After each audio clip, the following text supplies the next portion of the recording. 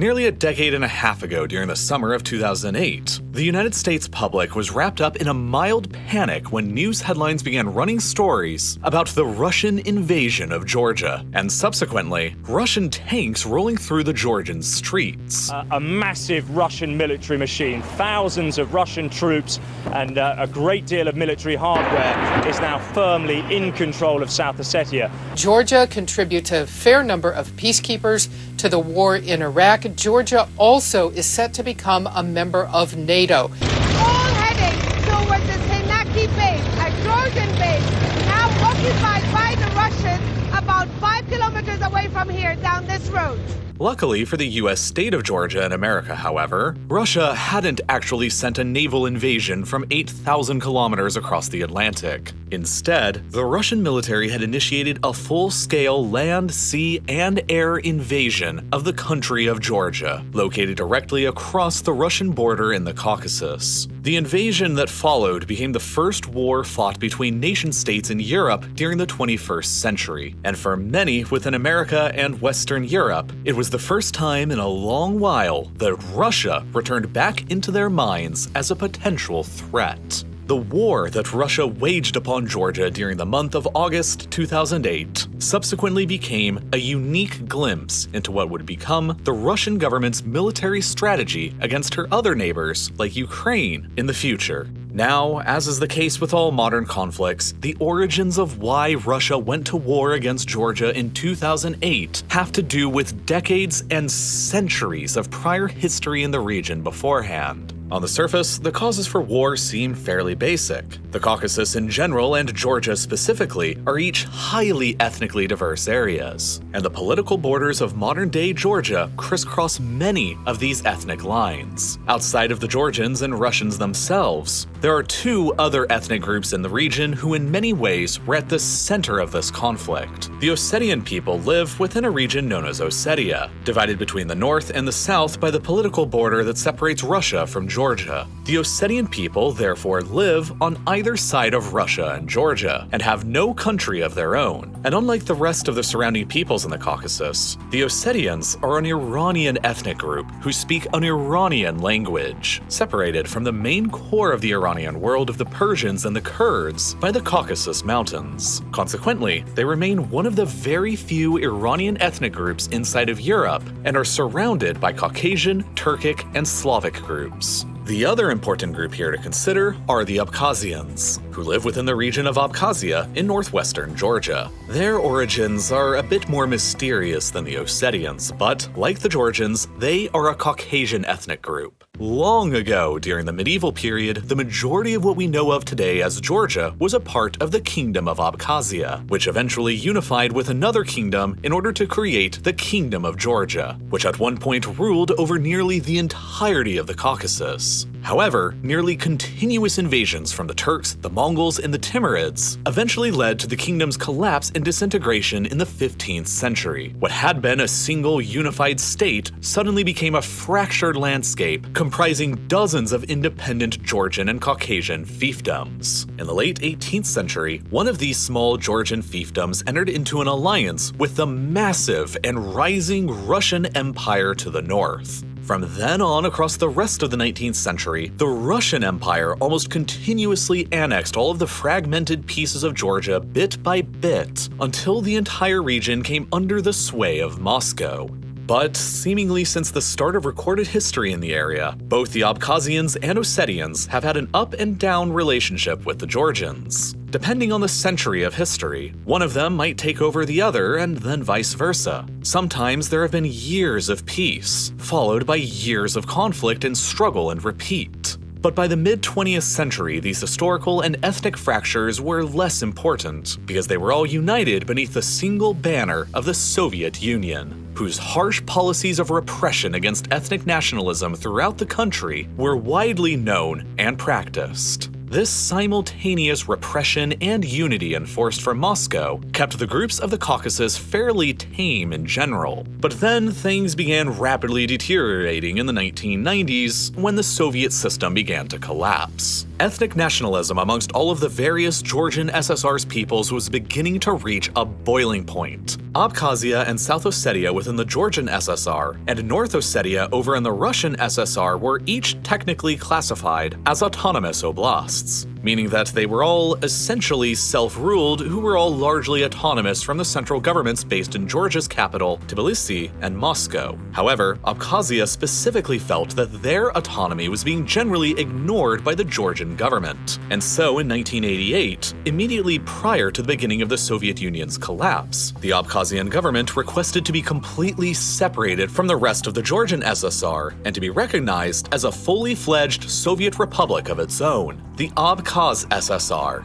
This ended up leading to protests across Georgia and further led to a massive, major anti-Soviet and pro-Georgian independence rally in Tbilisi in April of 1989, which the Soviets responded to with severe armed repression. Soldiers and security forces fired live rounds into the crowds, and 20 of the protesters, most of them being young Georgian women, were killed, along with hundreds more injured. Immediately afterwards, all of the Soviet regime's credibility remaining within Georgia evaporated, and it only pushed even more Georgian people into the camp of radical opposition towards Moscow. And, if anything, it even further exacerbated the already existing ethnic tensions between the Georgians on one side and the Abkhazians and Ossetians over on the other, who were perceived as being more friendly towards the Soviets and Moscow. That perception was not helped by the USSR's Supreme Soviet shortly afterwards declaring that Abkhazia was to actually become a full Union SSR within the Soviet Union and fully separated from Georgia. Shortly afterwards, this man,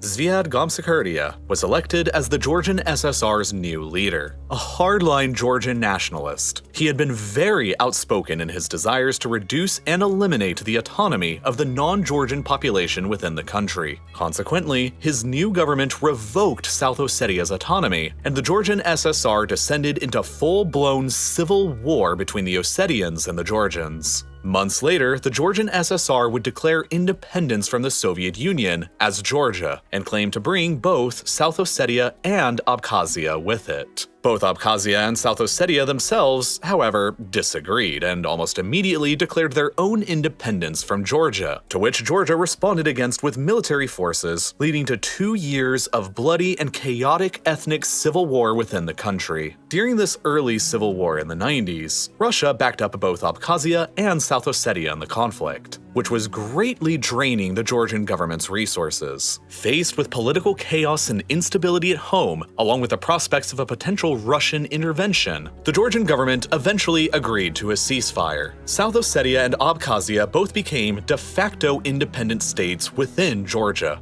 blocked off from the rest of the country by roadblocks, border patrols, and armed militias. Then, an occupying peacekeeping operation began consisting of Russian, Georgian, Ossetian, and Abkhazian military patrols. Around 250,000 ethnic Georgians were forcefully deported from Abkhazia, and around 5,000 Georgian civilians were massacred as well. In total, around 20,000 people were killed throughout the region as a result of the civil war, and the conflict became frozen. But the tension that was simmering just beneath the surface lingered. In 1998, radical Georgian nationalists attempted to assassinate the Georgian president for agreeing to the ceasefire. 4 UN observers were kidnapped by Georgian nationalists that led to a shootout with police. A former Georgian army colonel attempted a revolt in October of '98 within Kutaisi, Georgia's second largest city, that eventually led to another shootout with police. By this point, Russia and Georgia had virtually zero economic relationship. While this had almost no effect on Russia at all, it devastated the Georgian economy. The 2 major highway and railway lines that connected Georgia with Russia, both rather inconveniently, ran either directly through Abkhazia and directly next to South Ossetia. Since prior to the Civil War, Russia was pretty much the entire market of Georgia. But now that after the war was over and they had huge difficulties exporting anything there, the Georgian economy struggled immensely. While it had once been the most prosperous state within the Soviet Union, by 2003, independent Georgia was in economic shambles. The president who had agreed to the ceasefire with Abkhazia and South Ossetia, Eduard Shevardnadze, was blamed for much of this, but instead of taking the hint, he ran for office once again again in 2003 and won with a suspiciously huge margin that was widely believed to have been rigged. So, across the country, protests against him almost immediately broke out. Georgian police and paramilitaries attempted to fight back the crowds, and while 3 people were wounded, Shevardnadze wanted to ensure that there wouldn't be any deaths. The uprising, later dubbed the Rose Revolution, subsequently led to the election of a new president, Mikhail Saakashvili, who promised many things: democratic reforms, friendlier relations with the West, and ultimately, the desire to politically realign the country with memberships inside both the European Union and NATO. And this was all suddenly extremely problematic for Russia and her at the time freshly new president, Vladimir Putin. Now, to anybody who watches the news today, Vladimir Putin is pretty much a household name. At the time of the Soviet Union's collapse, he was just an undercover KGB agent stationed in East Germany. But after a few years of moving around jobs, he eventually found himself entering the mayor's office of St. Petersburg. Allegedly, he used his position as deputy mayor to do favors for organized crime, including laundering money, setting up monopolies for businesses, and other things. This sudden rise in popularity among the criminal and business classes saw him slowly and steadily gain a name for himself within the Russian political class as well, eventually culminating with Russia's first president, Boris Yeltsin, appointing Putin as the Russian prime minister in 1999. However, Yeltsin's popularity was waning among the Russian and old Soviet elite as he got friendlier with the West and NATO, along with his common portrayal in the media at the time as a drunken buffoon.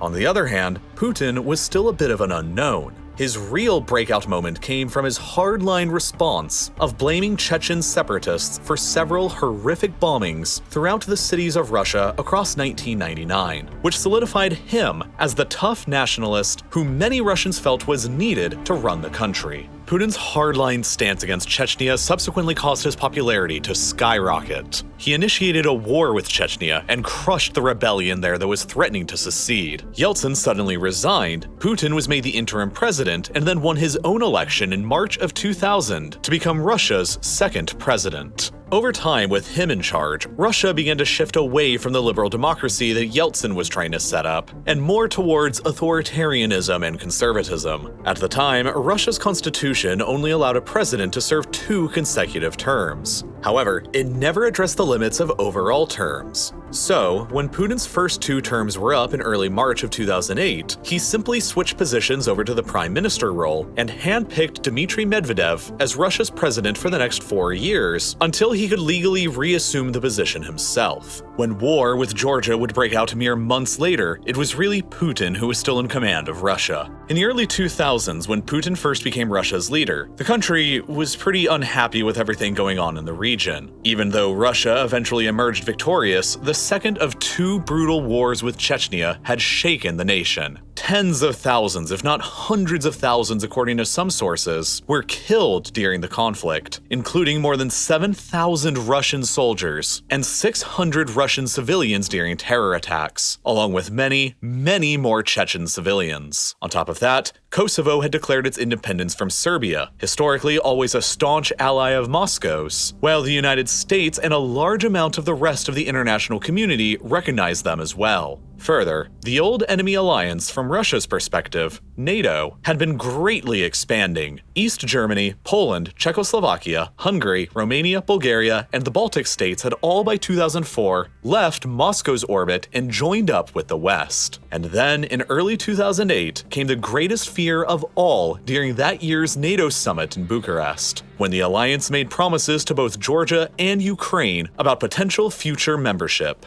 Interestingly, it should be noted here that NATO itself has a rule which states that no country with a current territorial dispute may join the alliance until the dispute has been settled peacefully. Of course, this makes sense because it cuts down on the chances of countries joining up just to scare off neighbors who they disagree with or are in a war with. But what this effectively means is that the NATO promises and assurances of membership to both Georgia and Ukraine could become worthless if, say, Georgia and/or Ukraine suddenly had open, unsolved territorial disputes with a neighbor of theirs. So, Putin knew that if he could only start a conflict with Georgia and create a territorial dispute, he could, in theory, indefinitely keep the country out of joining NATO. But beyond this reason for war, there was also something going on that was a lot more basic: money. You see, back in 2006, engineers finished constructing the Baku-Tbilisi-Ceyhan, or BTC crude oil pipeline. It connected the rich oil fields of Azerbaijan around the Caspian Sea directly to the Turkish port of Ceyhan on the Mediterranean Sea, and used Georgia as a land bridge between them. For decades prior to this development, Russia had effectively dominated the entire oil and gas market around the Caspian Sea, and Azerbaijan had to largely export their oil and gas up to Russia and through the Volga River to markets elsewhere.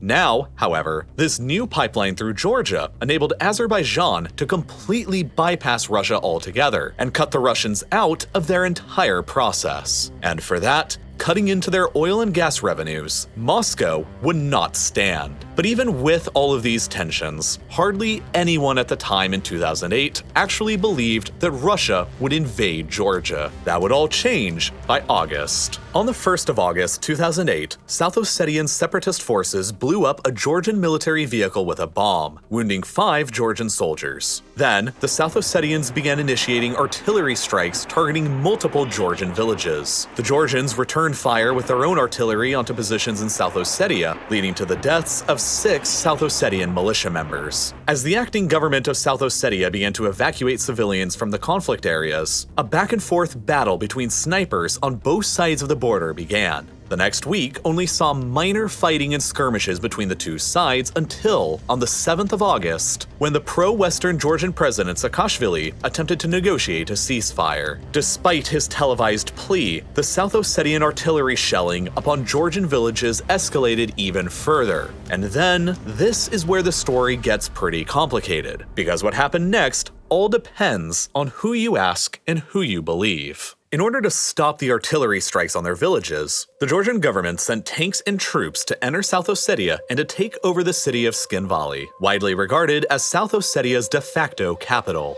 Then, Russia claims that in response to Georgia's aggression invading South Ossetia, the Russian army was deployed to attack the Georgians around Tskhinvali in order to defend the South Ossetians from a genocide and to enforce the peace. Meanwhile, the Georgians claimed that the Russians had already sent in troops and tanks to the city before they even moved in themselves, and that Georgia's military only entered the city in response. Either way, here's what essentially happened. The Georgian army advanced into South Ossetia on the 7th, and most of Tskhinvali was taken over by them in hours. Then, the following day on the 8th, Russia initiated a full-scale land, air, and sea invasion of Georgia, which they called a peace enforcement operation. For the next 5 days, there was very heavy fighting between Russia and South Ossetian forces on one side and the Georgians on the other in and around South Ossetia. The overwhelming air superiority of the Russian Air Force, however, proved decisive in the conflict. As Georgia's supply lines and military structures came under intense bombing strikes, the pressure on their army in the field mounted, and the Georgians were relatively quickly completely pushed out of Tskhinvali.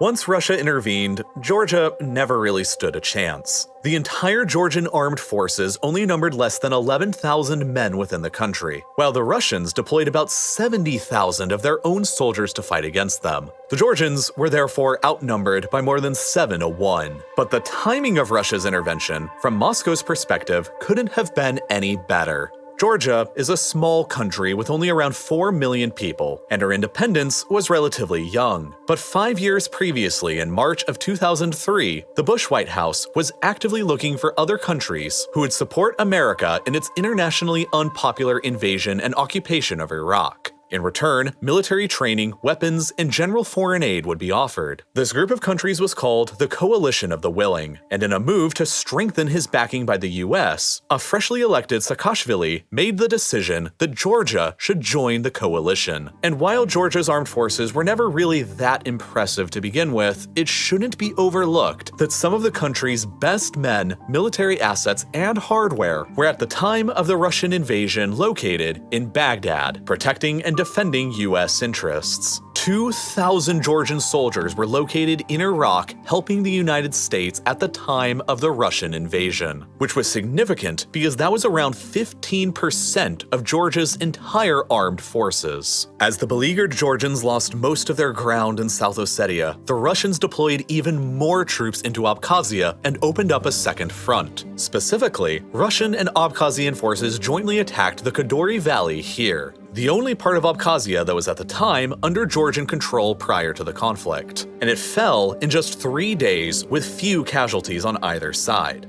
And then, the war escalated outside of both Abkhazia and South Ossetia to the rest of Georgia. The Russian Air Force began airstriking Georgian cities across the country, including the capital, Tbilisi. The Russian Black Sea Fleet engaged the much smaller Georgian Navy just off of the coast, won, and began blockading the Georgian coast on the Black Sea and the strategic port of Poti. Then, the Russian army surged out of both Abkhazia and South Ossetia to occupy large swaths of Georgia proper, including the capture of a major Georgian military base here at Sanaki. The following day, Medvedev announced that he had ordered all military operations within Georgia to cease. But despite this announcement, the fighting continued on. The Georgian port city of Poti was surrounded by Russian forces, while the town of Gori, immediately to the south of South Ossetia, was shelled relentlessly, killing, among others, 39-year-old Dutch journalist Stan Storemans. Russia had clearly not stopped their military operations within Georgia, but then, finally, the French president Nicolas Sarkozy was brought in to broker a ceasefire agreement between the two countries. In this agreement, both Russia and Georgia would bring their respective troops back to their pre-war front lines. But even as this deal was being brokered, Russian tanks had stormed in and captured the town of Gori. On top of this, the Russian advance came within less than 40 miles of the Georgian capital, Tbilisi, as a peace deal was actively being worked on.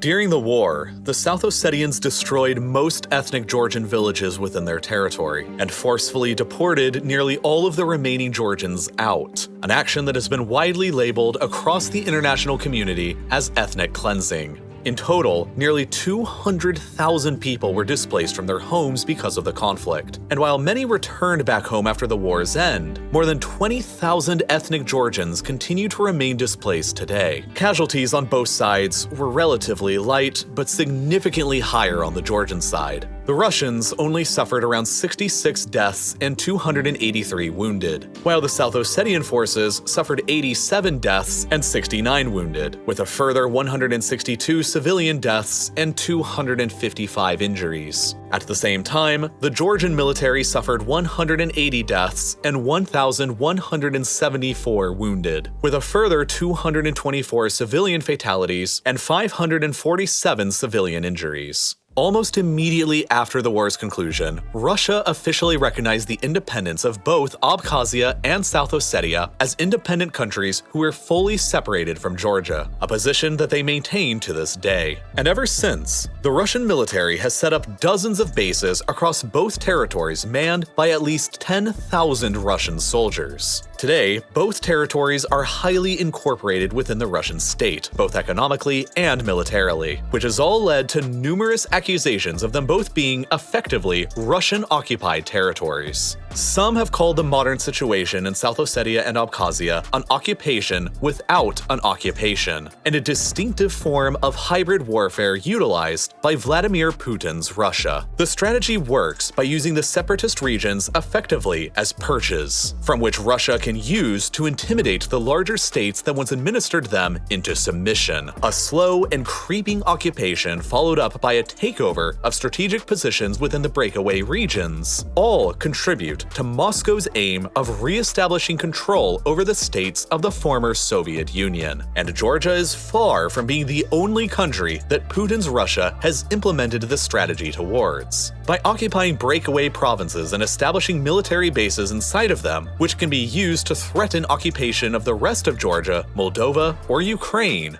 Russia can influence the actions of the sovereign states. The war without a war and the occupation without an occupation is significantly more flexible, cheaper, and legally ambiguous than a real occupation and war would be. And so, what Russia did to Georgia in 2008 would ultimately become the modus operandi for the Russian state's actions against Ukraine less than 6 years later and through to the present. By waging this brief war, Russia has succeeded decisively in keeping Georgia out of NATO, and ever since, Georgia has severed all diplomatic relations with Moscow and continues to consider both Abkhazia and South Ossetia as Russian-occupied provinces, in a very similar manner to how Ukraine considers the Donbass and Crimea. And just beneath the surface, the conflict in Georgia continues to simmer.